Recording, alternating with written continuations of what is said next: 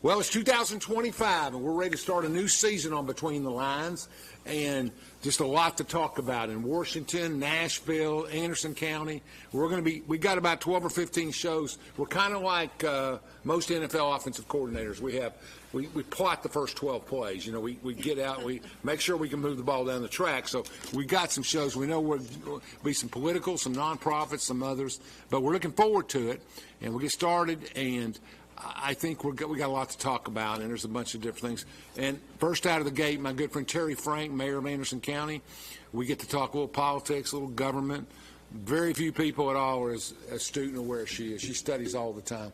She's like Congressman Flashman in some ways, except that she actually studies. And Congressman's out marketing all the time, visiting people, talking about, because his job is to vote. His job is to represent things that help the public.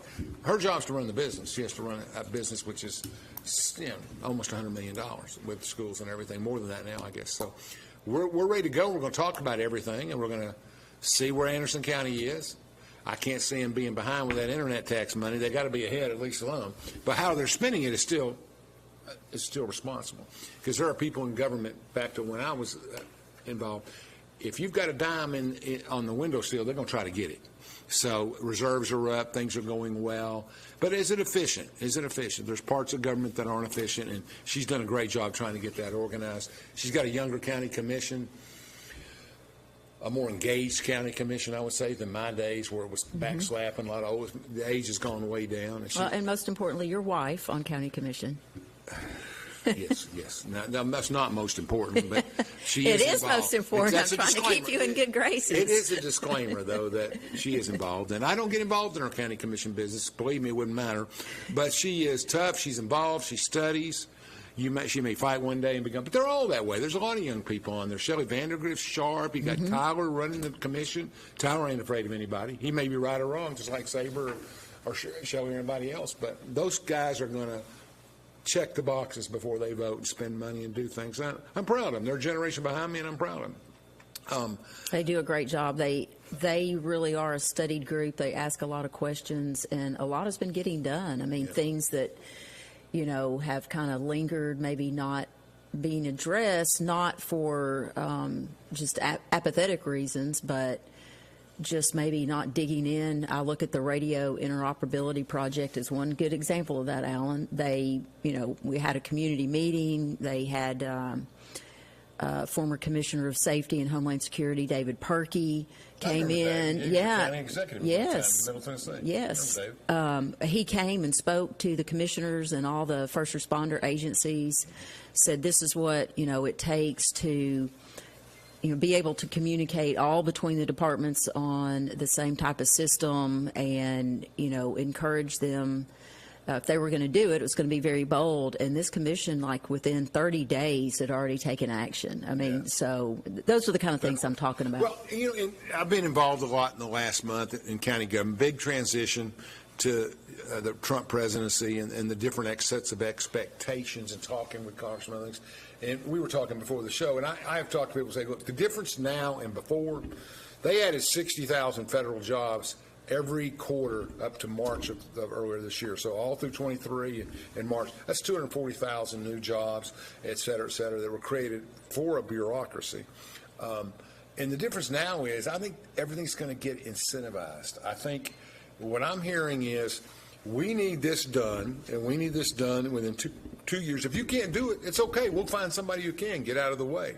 But I don't think you're going to say long-term delays and America can't afford it anymore. And I tell my friends all the time, well, we got to fund this, we got to fund that, we got to get our defense. I said, that's all great, but how can you level it off? I mean, how can you? There's still a debt and there's still a deficit. If you're not going to take the deficit serious, then we got to figure out a way to write it off or whatever. But I think the problem continues to be addressing the entitlement program. You've got to have to do something with Social Security. Yes, you can't make. In other words, you got to say everybody under 55 has got to pay an extra percent. Yeah. That's about $400 billion in revenue. I mean, you can do things you have to do, and you're going to have to pull it to a younger age because these people have already paid in on the older side. So I don't know where that's all going to delay benefits a year. There's things you can do, but we've got to get that fixed. And I think you'll see less wars. That's what I've learned in meetings. I mean, And Donald Trump understands that wars are expensive. It's bad business to be in.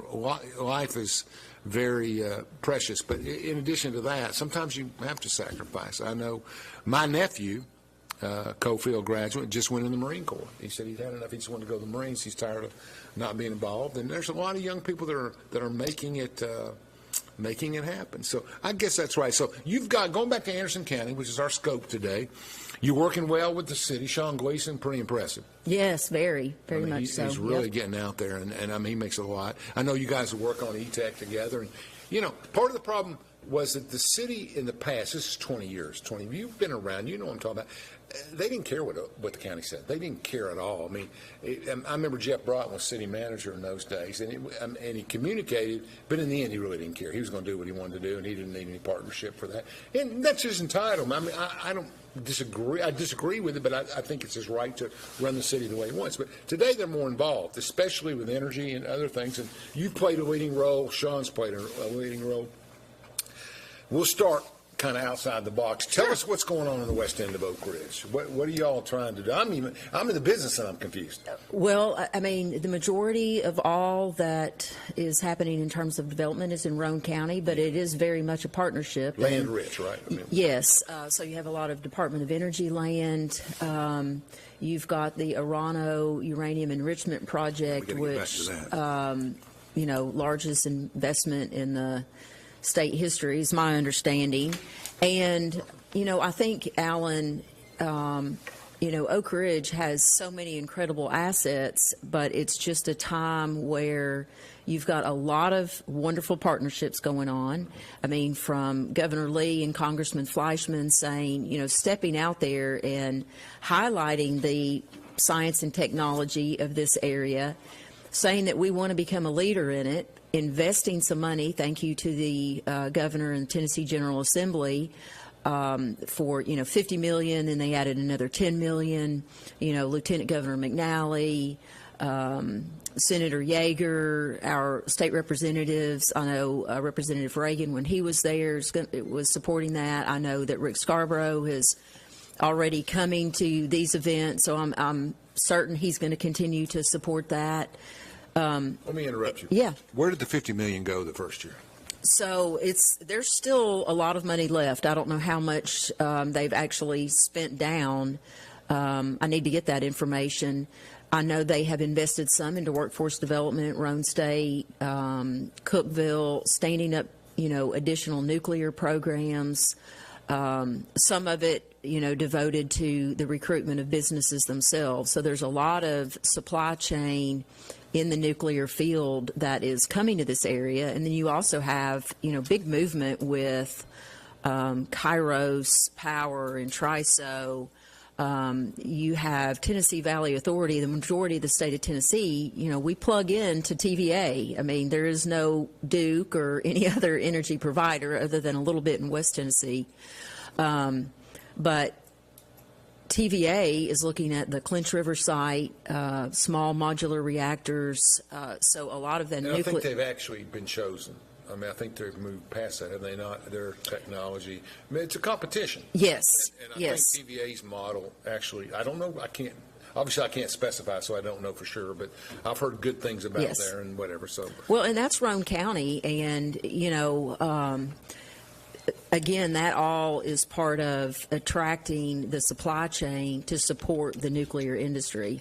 And this cold spell is a great, we think about power in terms, most of the time when we're talking about it from a government standpoint, is in terms of economic development. Mm-hmm. If you want jobs or you want an industry, then they have to be able to power that. Uninterrupted, reliable, affordable energy, but more importantly, it's times like this where we have really cold spells where we truly appreciate and understand having enough capacity to heat our homes and keep the schools going and all of those things. Even 20 years ago, we didn't have that because we would get calls, shut down, go under this, do that, and today it's less so. Because I have friends in management there, and they'll tell us, we're going to avoid it. We're not going to have one, et cetera. Yep. So, let's talk. You mentioned Orano, and I know a lot about that situation.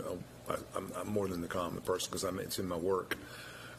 It was interesting. President Trump made the statement, and I know the Secretary made it in his hearings, the new Secretary of Energy, that we want our uranium produced totally in this country by Americans. We want Americans to own it. Orano doesn't fit in that mold. It's a French company. But the reality of it is, and I work in the field, we can't produce uranium domestically overnight. I mean, obviously we've been working on other projects. So I think in time, that's the proper goal. I like the goal. And, I mean, if there's one thing in this administration we're going to use, it's borders. Right. Whether it's tariffs, whether it's immigration, bottom line is we're putting America first. And America needs to control its own production. Obviously, UPF and other things support that. But Orano still has a role in that, and I think Orano is a French company that's located here and with a major investment. And I think we're going to be dependent on them in the short term to help us and to do things. And great organization for us. I know Congressman Fleischman has been a strong supporter of it, and people need to understand how that folds. What is your opinion on that? What do you see in that situation? Well, I mean, this is investment in Tennessee. It's investment in the United States of America. There are a lot of companies that aren't necessarily American-owned, but America is always recruiting them. One of the things but the technology and the intellectual properties belong to that company in that foreign country. Yes. Go ahead. So, I mean, I view it as a win for us. Me too. The other thing, you listened to the president's speech the other night, and he said, we're going to drill, baby, drill, which he said a lot on the campaign trail. This energy secretary, I don't know a lot about. I don't know. I haven't spoken to anyone that knows a lot about him yet. But I know he is pro-nuclear, and he's also very much pro-natural gas. And nuclear is a very long process, Alan, and you have to have a bridge. We've been shutting down coal-powered plants. We've moved away from that. There has to be a bridge. I mean, we're in an era where fossil fuels will be back in the game again, I hope. Yes. I will say this. I do know a lot about him. I mean, from his company in Colorado and his natural gas and other drilling stuff, because they've been drilling for natural gas for a while. It comes from a private corporation. Very well thought of. His hearings were very aware. A good NSA director pick. I think we're going to have a good team in place to help transition that in doing some of the things that need to be done. But at the same time, I think that they'll keep that integrity domestically that we need. And, I think that the situations we've had with other presidents and their children and others, that will not be delegated out. I think we're going to keep a tight lid on that security at the same time. Well, to your point, you think about with Orano and being a French company, and I saw some comments made about that. I think our president is very much about friends and partnerships. That's right. And the United States of America, I mean, I know my American history, and if it weren't for the French, Lafayette showed up. That's Lafayette right. showed up. And I love the Broadway play Hamilton and the Lafayette song, and have the soundtrack and know all the words. So I don't think, being, and I don't know, I'm not in the president's mind, but I view those kind of partnerships as very much pro-America. I don't think that. I think that's right. I think the whole point is domestically produced, they may fit in that model. I think produced and controlled is two different things in my model. But they've got a great guy in charge of the American. Yes. Luke is a great guy, John Luke, and I think he's worked hard to try to communicate with all entities, and he's just a great guy. Yes. And I think he's going to do well. And I think they've reached out to us in a positive way. And for fairness, French have always been our allies, and we don't always agree on everything. They've always been. Yeah, we're not going to let Putin come in here and produce uranium in Oak Ridge, Tennessee. You see what Putin said the other day? He said, "You want to send Fauci over here? We'll take care of the rest of it." He said, no, I did not see he said, that. I didn't get the real details, but it was kind of like, they were talking about pardoning him and all that, and it was kind of funny the way how he is. He can do that kind of stuff. Funny. Tell me about TikTok. We'll go to a break after TikTok. Tell me what you think. Do you agree with the president? Because a lot of conservatives I've talked to do not agree with that. We in Anderson County, one of our county commissioners took the lead in when the federal government banned TikTok from any kind of government servers, devices. State of Tennessee did that as well, and we had one of our county commissioners, Commissioner Yeager, lead the charge on that. And so we have that in Anderson County government. When we have very real evidence and proof of security issues, I think we have to take it seriously. I'm not entirely steeped in everything that's going on, Alan, in terms of what the president said. I do know that there are people who, there are small businesses, there are a lot of folks who their livelihood is dependent upon the TikTok use. So I do think it's wise for him to maybe pause and see if something could be worked out. It's going to have to be addressed. I mean, it is. It's so funny. People just moved over to another Chinese site when they banned it. I mean, the reality of everything is you need American owners. Get somebody to buy it. Elon comes to mind. Somebody else to buy it, or you get the monopoly at some point. But I think somebody to come in and do it and make sure we don't have those bots and that technology. But the technology is running faster than we are. I don't care what we do. Well, and I just think I think you're right. I think it's smart to pause, and if they can't meet the president's criteria, then get rid of it. Yep. Although that won't do well. The other thing, and I haven't, I've got a little bookmark on my computer at the office to go read. There's some work that the state attorney general is doing in terms of a lawsuit with other governors across, or with other AGs from states across the nation about TikTok and what they are doing to our children. And I would like to dig in and see a little bit more about what they're doing, because my understanding is, and you see it, Alan, you if you're on Instagram and you click a few likes, then all of a sudden you're going to get more of what you click. And, no question. You can see where in China, their young people are getting educational things, and then are they targeting our children and sending them down a path of depression, suicide, all of these other things? And so I'm not entirely sure. But are they alone on that? That's I don't know. Yeah, I don't know. I mean, free speech. It gets back to the same thing. I was never an advocate of. I come from an era where censorship was a bad thing. So the library book controversy of last year, to me, was an abandonment of parental responsibility and some other things, and et cetera. And I always get a kick out of it. I had a friend who's a very conservative. Most of my friends are conservative people in politics, and he was a very conservative consultant, and not campaign-wise as much as just issues-wise. And he said, if I had to hide pornography, I'd hide it in the library. Who goes to a library anymore? I mean, it was that kind of thing, right? He says, all they got to do is click a button on their phone, they get anything they want. So I think it's an unrealistic type of thing. That doesn't mean it doesn't have merit. And I know there are books that need to be taken out of there. There always was. But, I mean, I think in my point of view is you got to be kind of in step with the era, and I'm not sure that's in step with the era. I think the efforts have caused them to be more self-conscious about what they have in libraries. I think that's been a positive. I think at the same time, we know, history, I know history. You get on that bandwagon, they start pulling everything in the library, and it gets to be bad, I think, in a sense. So my point being that it's the same story. We're monitoring what's coming through in an AI age, and I don't think we ever catch up with that. I asked one of my friends who's in state legislature the other day, I said, how do you control? My kids don't have cell phones. Yeah, well, At 18, I mean, my kids were some of the very last. I know that Atticus definitely was. The last in their class to have technology. And so in high school, we got them, the cell phone that just had the keyboard, but no visual. And I don't know. I think it's very uncomfortable to address a lot of these issues, but the young developing mind is not able to process a lot of these things. And I don't know, that technology, the cell phones, the computers. I mean, we paid for a program that we could set parental controls on our computer, but it was so clunky and cumbersome, and then it kept me from looking at things. It was filtering out. Cable. It's filtering out things that were. I'm like, come on, that's not.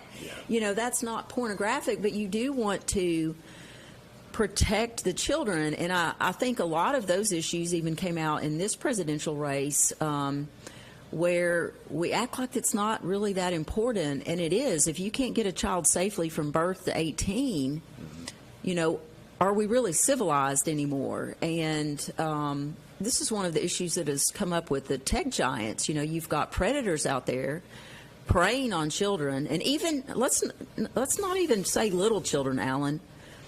It is a very real blackmailing operation that occurs with young men where they think they're interfacing with a young girl, then they send a picture, and the Manti Te'o stuff, yeah. And then they're trapped and they're making payments, and you know, surely we have a way to address some of those things. And so I saw all of these tech people at Trump's, you know, inauguration standing in the background, and I'm wondering, okay, can we get some movement in that area where we figure out a way? I mean, you know that there's a way to figure out a way. If they know how to sell me this particular pair of shoes and they're going to target me with that because I've bought one like that in the past, surely they can figure out a way to protect children. You know, we're going to take a break here, but it's always been that way. In the movie theaters, we had to take subliminal advertising out because you would be watching a Western and you wouldn't realize it, but buttered popcorn would come up, and then something else, they would slice them into the theaters, yeah. And you get up in the middle of the movie and say, God, I'm thirsty. So I think from the very beginning of time, we do that in our cable ads. We do that, you know. If Snoop Dogg loves it, right. It's got to be good, right? I mean, so that kind of stuff. Well, I mean, I'm talking totally about overt preying on our children. I mean, overtly. So. Yeah, I don't know. Let's take a break, Brad. We'll be right back. From Oak Ridge, Tennessee, IB3 Global Solutions conducts operations around the world to enhance the U.S. national security posture and minimize radiological and nuclear threats. IB3 Global Solutions. Mission first. Fan Gear Barn is Oak Ridge's source for new and vintage sports fan gear from around the world of sports. Find your favorite team gear at Fan Gear Barn, located at 977 Oak Ridge Turnpike, across from the hospital. Open 10 a.m. to 7 p.m., 6 days a week. Closed on Sundays. Prescription drug misuse is a prevalent and potentially fatal problem. When people do not properly monitor, store, and dispose their medications, it can create an opportunity for misuse. Count it. Make it a goal to count your pills once every 2 weeks. Lock it. Secure your medications at home. Drop it. Drop off unused or expired medications for proper disposal at any police department in Anderson County. For more info, visit asapofanderson.org. Brought to you by ASAP of Anderson. Prevention works.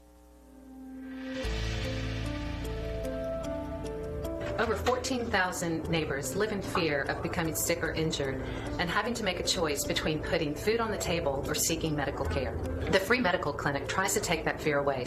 Bringing the healthcare, primary care out to our rural communities, I've had patients tell me that if it wasn't for us, they wouldn't be able to have any kind of health care. So us being able to go into these areas and provide that on-site care to these patients that can also come back week to week if they need for follow-up primary care, it is life-changing. It means a world of difference between actually life and death for them. Feeling overwhelmed with your business finances? At P&L Business Services, we handle all your bookkeeping, payroll, and tax needs. From federal tax returns to QuickBooks training, we've got you covered. With over 25 years of experience, we provide customized packages to fit your business. Focus on what you love most, building your business. Let us take care of the rest. Call 865-294-4792. P&L Business Services, empowering you to grow your business.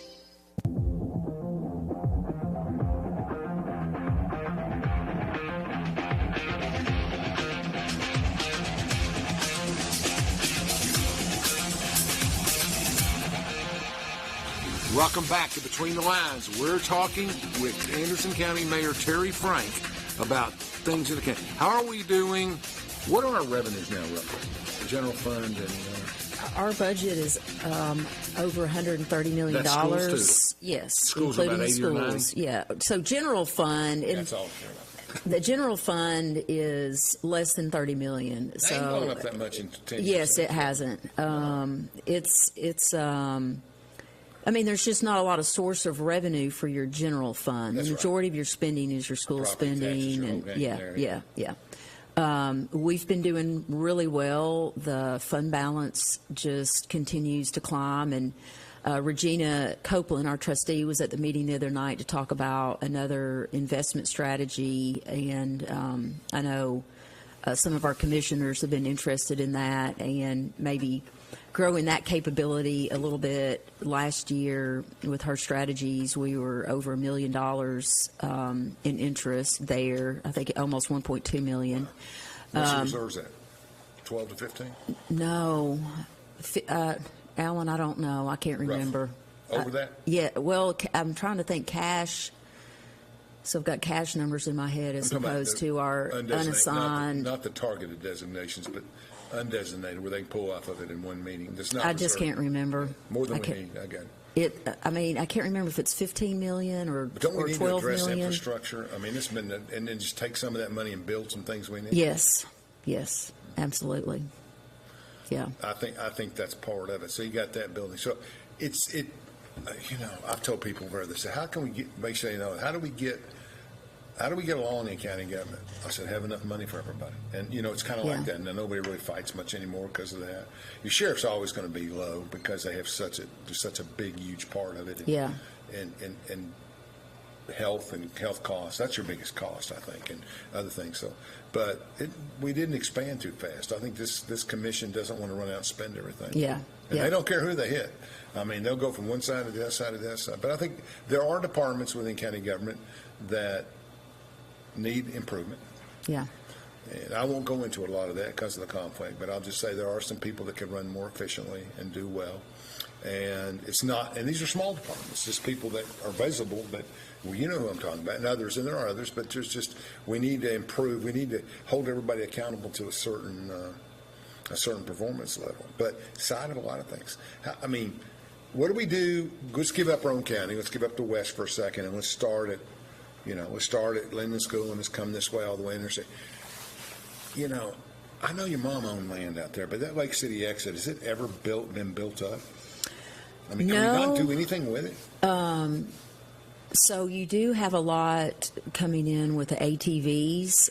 You do have some folks that are purchasing pieces of land here and there and doing some cabins or upgrading housing. The ATVs. So yes, it really is. It's huge. And then you've got the distillery kind of on the other side of the mountain in Morgan County. Mm-hmm. And there is just a lot of activity there. I mean, during COVID, you could really see you could see the activity because you saw where the revenues were coming from. And so there is more of an impact than you even know in terms of the ATVs. So that's a great opportunity there when you continue growth. But when you go to that exit. Yes.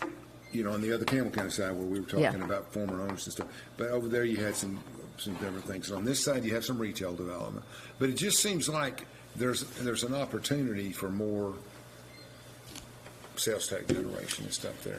Absolutely. Well, I mean, you've got 2 interstate exits there, and you start in Knoxville and you start marching towards Rocky Top and looking at every interstate exit. I mean, it's going to come, and this year will be a reappraisal year for Anderson County, and you're going to see, and John Alley may be somebody you want to have on your program to talk about this, because the sales in the county, the values on property, I mean, it's positive if your property is your investment and your investment for the future, and you want to sell and, cover your retirement or medical bills, but if you're a homeowner, it might be challenging. If you're someone who's operating rental units, we're seeing a lot of people at the lower end get priced out of their homes.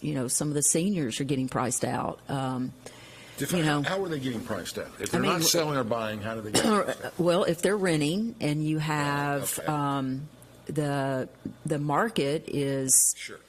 I mean, if they own their home. They should be able to hold on to it. Yes. But you're saying when they come in and want to rent something or do something. Yes. Rent. Yeah, there's no question. In Oak Ridge, you've got $1,500 or $2,000 to get a 2-bedroom home anymore. Yeah. And so I guess that's right. And do you see a polarization? Do you see people getting poorer on the poor side? like everywhere else in the country talks about? I just think this economy has been really hard on people. I mean, your block of cheese is smaller, your box of cereal is smaller, and it costs, 50% more. Yeah, I mean, that's those are true, all right. challenges. That's true. Yes, yeah. I mean, the Cheeto boxes are so small, it's a snack now. I mean, I was talking the other day in the grocery store. I think, and I'll be very honest with you, people that own stocks, and I do, and people that have done well, we've just made money in this economy. But people who go from check to check to check, and I'm one of those people. I'm kind of in both worlds. Yeah. But it's been harder. Yeah. Yeah, if you have stocks, if you have cash to park in the bank, you've had, in modern history or recent history, just recent history, I mean, you're actually earning interest, which for how long you get a penny on, just putting your money in your old checking account. And But I have business associate friends who've been in NVIDIA for 2 or 3 years. They've made $500,000, $1 million, and they make $100,000 a year like anybody else. But they've played the game and they've gone on with it. They understand AI and they're in the computer world. I mean, a lot of people have done very well in this market, and it's kind of the thing we used to talk about as kids: the polarization. You got to keep your middle class strong. Yeah. But the people that are most impacted are the Donald Trump supporters. That's what's so weird. I mean, it's not weird, but people blame the Democrats for a lot of the problems, and they think that Trump will be able to restore some and do some things, and I think so. I mean, here's the key, folks. Here's the real key. We drill for oil. We have more oil than Saudi Arabia. We drill for oil. We drill for natural gas. We accumulate millions of dollars in reserves. I mean, just unbelievable. I mean, we could add $100 billion, $200 billion a year to our economy just by controlling that stuff. The key is at about $58 to $60 a barrel, it doesn't pay off to drill. So will we keep drilling? If it's 80, if we keep drilling when it gets under 60, and what will OPEC do? So I think it's interesting. I think we need to drill. We need to have the capacities. We need to maximize our reserves, double them if we need to. But gas shouldn't be over $1.50. Yeah, I mean, it's just we got too much oil for that. Yeah. I mean, in Venezuela when they had their economic problems and regimes, but every time gas is 28 cents a gallon, 30 cents a gallon. And, and there are places that are the same way. So I think it's tricky, but I think we need to drill, and that's my number one priority. When people ask me, I say, we've got to drill. We can't be dependent on other people. Yeah. That's one thing that's easy. Trying to develop a uranium-free society where everything's produced domestically takes time, like you pointed out, nuclear energy. But we can start drilling oil tomorrow morning. You can start in my yard. I mean, let's get the oil and the gas, and, can't worry about I love the Alaskan peacock dove as much as anybody, but at some point you can't slow down what we absolutely have to have. Yeah. Wouldn't you agree with that? Yes. Well, and back to your first point on the government and a lot of the middle class and blaming government, I do think government owns a lot of.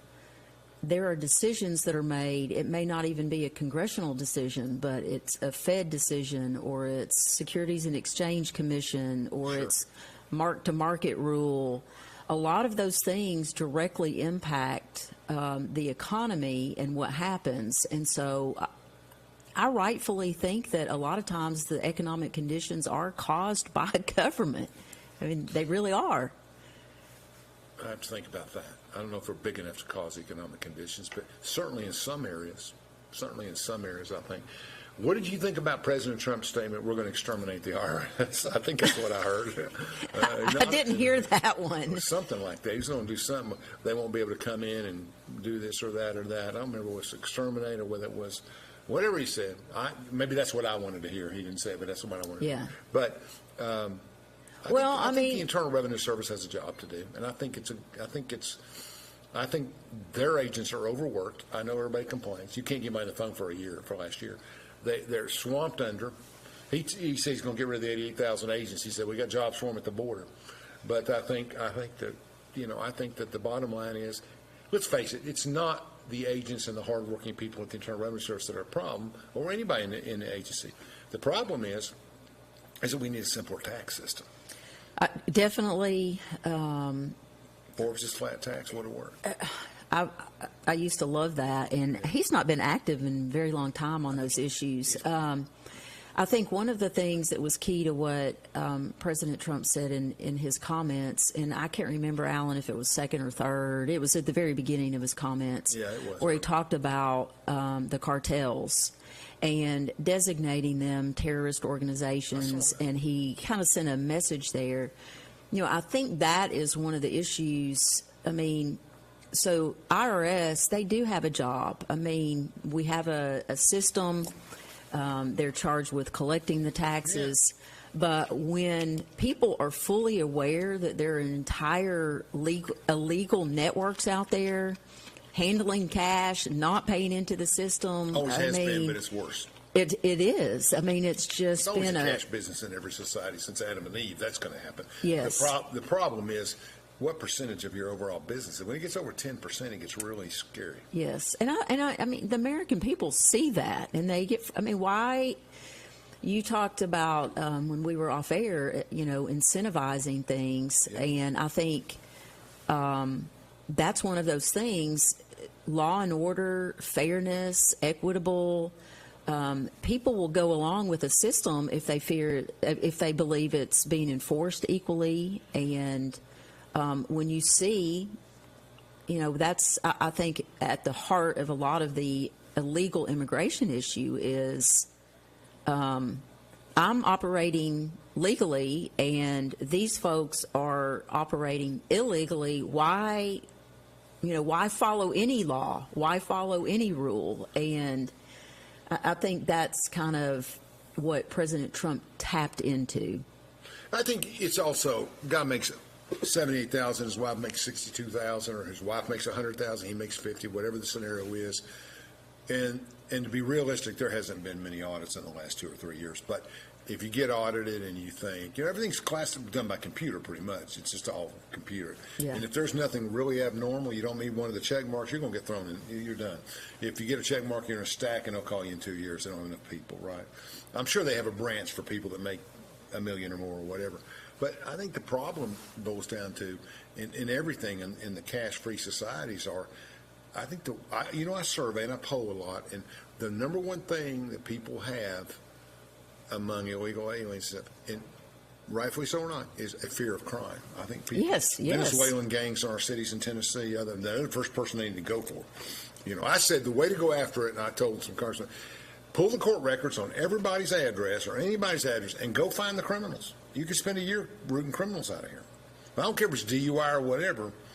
You need to root them and get them out. I mean, that's where you started, and then you work your way down. I'm not sure that the cook at the Mexican restaurant is that vital, but I think if they've committed a crime, they're easier to find, and you can, boom, gone. Well, I remember this has been maybe 3 years ago. TBI Director Roush was at one of our East Tennessee Development District meetings, and I asked a question about, cartels and crime, and it used to be, and I don't want to deliver a quote here for him, but this is what I paraphrase, got from it, that it was the cartels in other places like Mexico, and then they had networks here. And now the cartels are fully here, operating, headquarters here in America. Yeah. And it's just, to me, that is, in my mind, we're overrun. It's not just I went to a briefing with Senator Haggerty last year in the wintertime. I don't remember if you were there, but it was mostly law enforcement people and a guest of my wife, to be honest. And they just talked about how bad it was, how blue lights, people coming around. And the federal government didn't cooperate. They wouldn't give Tennessee the information they needed and stuff. He's been a real champion for us in trying to help us with that. And, of course, I'm a big fan of Senator Haggerty. Yeah, I think he's doing a fantastic job. Oh, yeah. Don't you think? Yeah, Smart, I mean, quick. Yes. I like him. He's got to run for re-election this time, so we're anxious to get out and work for him. But anyway, the bottom line is I think once you send a message that if you come over here, the whole thing about being separated from your children, I get that. The problem is if somebody commits a crime and goes to jail in America, they're separated from their children. That's not unique. If you commit a crime, you don't get to stay with your children. Yeah.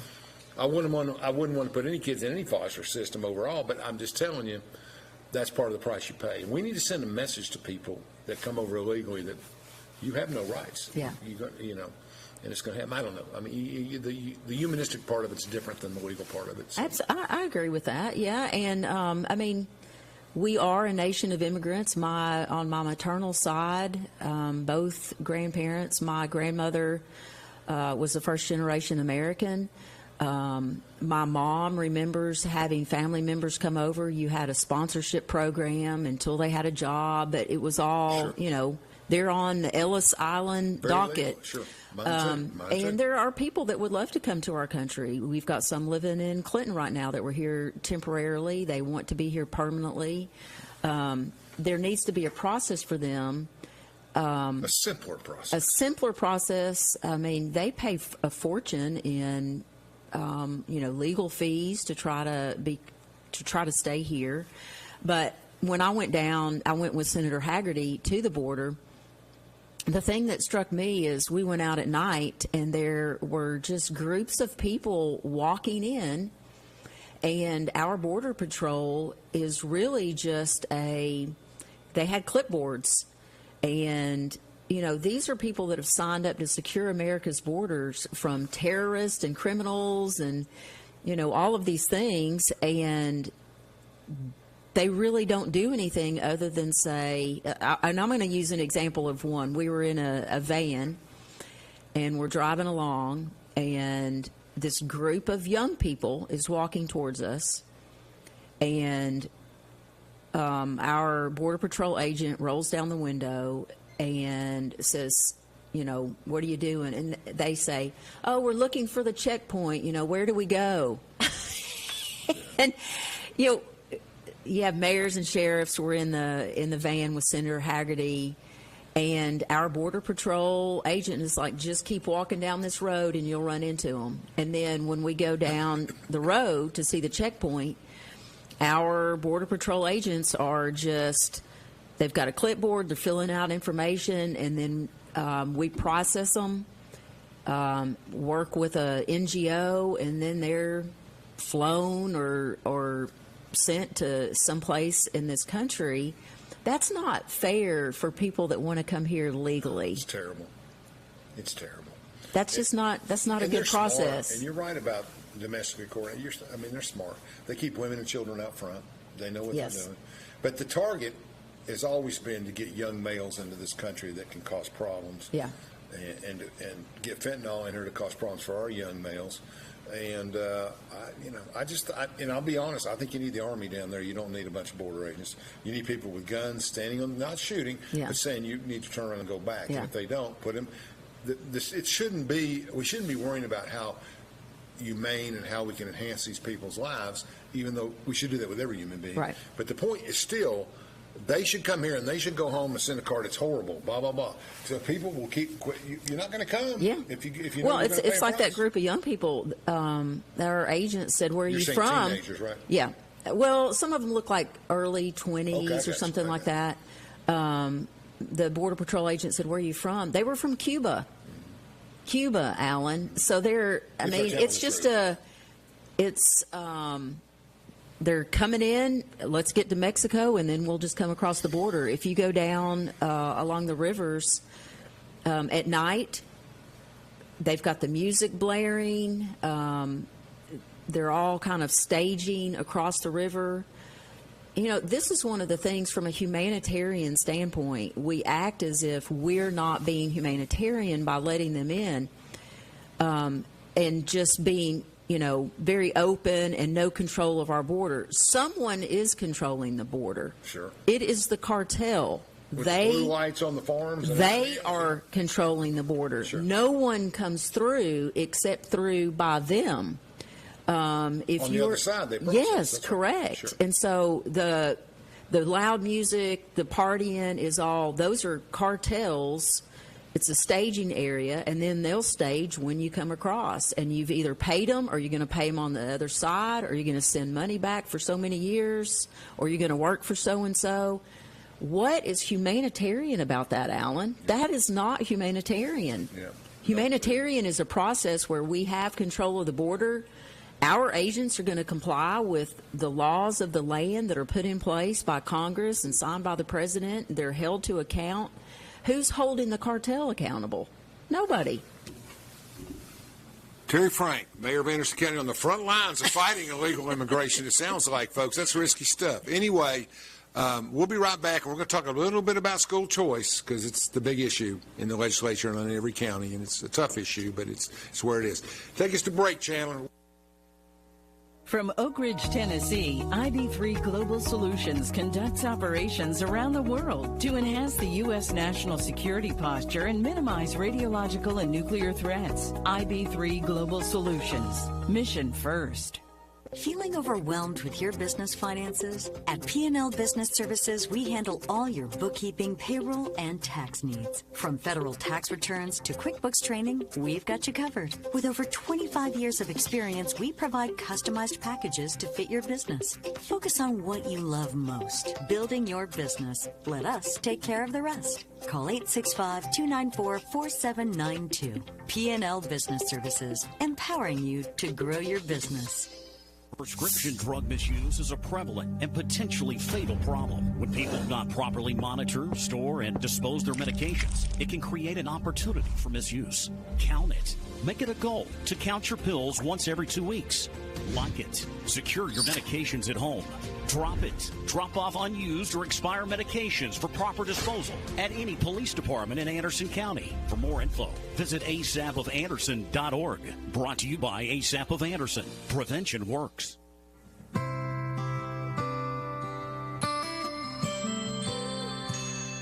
Over 14,000 neighbors live in fear of becoming sick or injured and having to make a choice between putting food on the table or seeking medical care. The free medical clinic tries to take that fear away. What do we help them with? We help them with diabetes, hypertension, any kind of medical need that they need that's necessary. And being in a community with the African American community lets them know that we're here.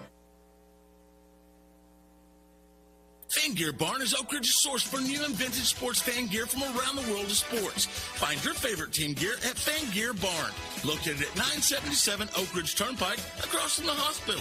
Open 10 a.m. to 7 p.m., 6 days a week. Closed on Sundays.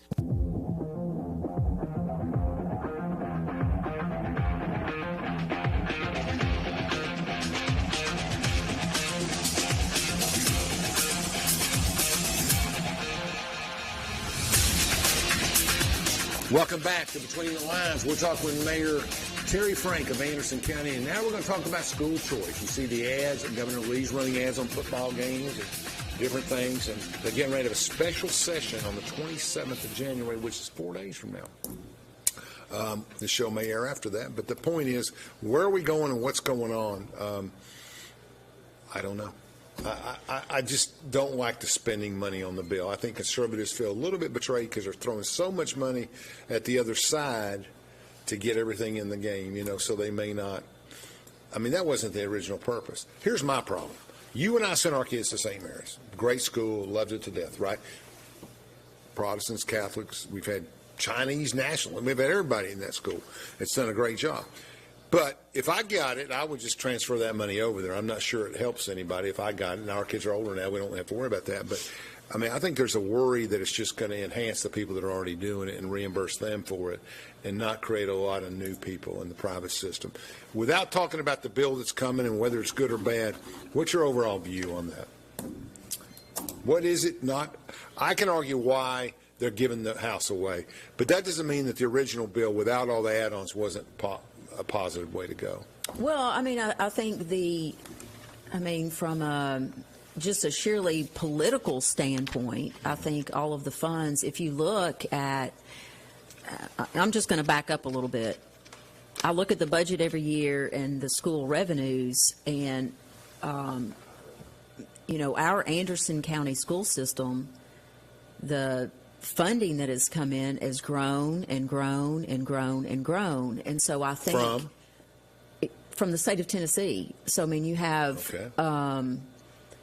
because they're trying. Okay. Go ahead. I mean, I'm just saying that has there's the student not population been gone up? No. In fact, I think this year. So even though the ADA, the average attendance is relatively stable up or down, there's more money pouring in from the Well, state. yeah, I mean, you have a legislature. I mean, they openly brag about it. The governor, the legislature, we've put more money towards education, raising teacher pay, sending. Now, we can get into how is that money split up. There's some discussions about is it actually getting to teachers in the classroom? Is it going to administration? Those are all things that are discussion points.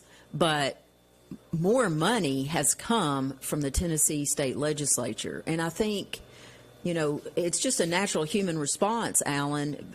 They're trying to address some of the deficiencies. And I've had a conversation with, some administrative officials about this. If the school systems could develop a way to self-police or self-govern when it comes to what are some, you're looking at, and my youngest son, Avery, who he works for the Show Me Institute in Missouri. I watch a lot of his stuff. He's actually in nuclear, by the way. He's becoming their energy. You can look him up and you'll see him writing some energy columns. But he also does policy analysis for Missouri schools. Mm-hmm. You have some school districts with no children proficient. Now, what do you do about that? And I think that's the big debate and why this is even on. There's 10 counties in Tennessee that need it. Yes, and so you have a lot of people that recognize it's not my school or it's not this school. So how do you fix it? And you can't just be, well, I'm totally against vouchers because it might affect me. Well, then where's the educational establishment solution going back to the state of Tennessee? And are you okay with that? I'm not okay that our prisons are filled with people and we do some demographic deep dive and they don't know how to read. They don't know math. They don't know how to be able to go and live the dream. Which means crime became unnecessary. Yes. And so, I think why you see legislators putting money into it is because they are trying to tell the public, we love the public education system. And I can't fault them for that, Alan. To me, so I get some conservatives saying, well, that's not right. You can't, at the expense of vouchers, you can't bankrupt us by pouring it on public schools, but I feel for the legislator. They're trying to address a problem that is a very real problem in some areas and assure the public school system that we also love you. So I think that's why you're seeing the big money avalanche, head that way. Well, that's a kind way to put it. I think that's true, that they are saying that. They're trying. I think they're trying to leverage it up so they can't say no. But the flip of that is, in the end, you've just got to have a bill. It seems to me, having a grant background, it seems to me like schools should be able to apply for a fund and then you got to ask the question, why are they bad performing? Do you want to reimburse somebody who's not good performing? Is that a teacher thing, a kid thing, an income thing? Some of these rural counties in middle and west Tennessee don't have a lot of revenue. So could you give them per student, you say you give them a $5 million annual grant and they're able to hire 30 to 40 more teachers, aides, different things to help us go. That seems like it's better spent than raising salaries 10% every year or whatever. I don't know. I've never found a good solution. I always ask the question, how does the St. Mary's or whatever, how does anybody else do it? And you and I both know St. Mary's doesn't have any extravagances. They're very simple people. And they operate on a very simple, yes. Their teachers make less money. And for the record, there's only one or two sisters that teach. Most of them are hired people, professionals. Yeah. And they do it with love, and they get tremendous results. So where's that model? We need to copy that model. Well, I think Tennessee, one of the first big changes was the money following the student. And, this subject came up, I'm trying to think, last year, maybe, Alan, at the commission level. And there's some very, passionate views. I just think, especially in a county like Anderson County, gosh, we had a courtroom security meeting yesterday. I'm this year president of the Mayor's Association. Judge Bowling is president of the Trustee. The what? Trustee? You said who? Judge Bowling. She's Judge Bowling. Sessions yes, Court. the judicial. I can't remember what their association is called. Sheriff Barker's vice chairman of the Sheriff's Association. We're Anderson County, and we don't have vouchers, but we are down 150 students. So what does that say? There are ways to come up with ideas. Nobody wants to talk about, this is not just about St. Mary's. A lot of people are choosing homeschooling. Oh, yeah. And it's not Lots just of an people. academic choice. St. Mary's is an example. Yes, We've got yes. fine Christian schools in Clinton. And Yeah. But that's just the one we know from Oak Ridge. But bullying, as an example, is a very real issue for people. In every school. And some people make a decision, maybe they're going to send a child not to the best academic school, but their Safe. child can't take any more bullying, or they need a particular environment that another school offers. And so we act like each parent is making the best academic decision. That may not be it. That's true. And I think that's true. so if there is something that Anderson County school system, for instance, can do to bring a homeschooler in and let them participate in biology class and the lab, I think you've got a whole delegation of officials who are open to those kind of things, funding those kind of things. And it's time to innovate a little bit and address and stop gaslighting people and telling them that that's not a legitimate enough issue. Well, it is my child. It is. Tell me real quick, as we're running 3 minutes left, we can go 3 shows. We always say that. We don't have to prepare. We have to, we just done so much for 30 years. Tell me, just give me 60 seconds on AI. Does it have any impact on your world? We are utilizing it somewhat. So, for instance, putting RFPs together or analyzing contracts, some of that. I know Nathan at EMS is using it. I think we will see it. I've been to a presentation at Tennessee County Services where you think about like immediately getting people the answers they need instead of just waiting for the phone call or calling somebody back. I think there's going to be room in government for AI to go a little bit further. Number of employees in the county, is it the same as it was 5 years ago? How much higher? From a percentile basis, I'd say we're still pretty much in the close realm. Only a few departments have truly grown. You've got more patrol deputies out there. You've got an an employee here or there. So around the same. Construction goes in different areas. I look at it from a health insurance standpoint. Our numbers, are maybe 330 people on our health insurance. And, of course, not every employee takes health insurance. So we're running about 500. That's non-school. Let's talk about health insurance at the close here. We were having trouble self-funding 15 years ago. Are we still self-funded? We're still self-funded. The last several years, we've had a really good board of trustees. Have you been able? Has the employees' increases been about the same? Or? We had we held the rates stable for, I believe it was 4 years, Alan. That's pretty impressive. And we did. We had to do an increase this last fiscal year. Not too major, but we also offered another plan where if the employee could not afford that benefit plan and needed their paycheck to stay the same, there was a health option that allowed that. Before we go, I think that the key to health is to avoid. It's always been the same in Montgomery. You got to avoid jail problems. You got to avoid liabilities in a different category, but you know what I mean. We got a lot of threats there. It's just such a big part of government and everything else. Mayor, sounds like things are going well, and you're getting along with Oak Ridge. That's good. Yeah, everything's great. Great partnerships. Great mayor, folks. One of the best in Tennessee, and is recognized as one of the best in Tennessee. How much time we got?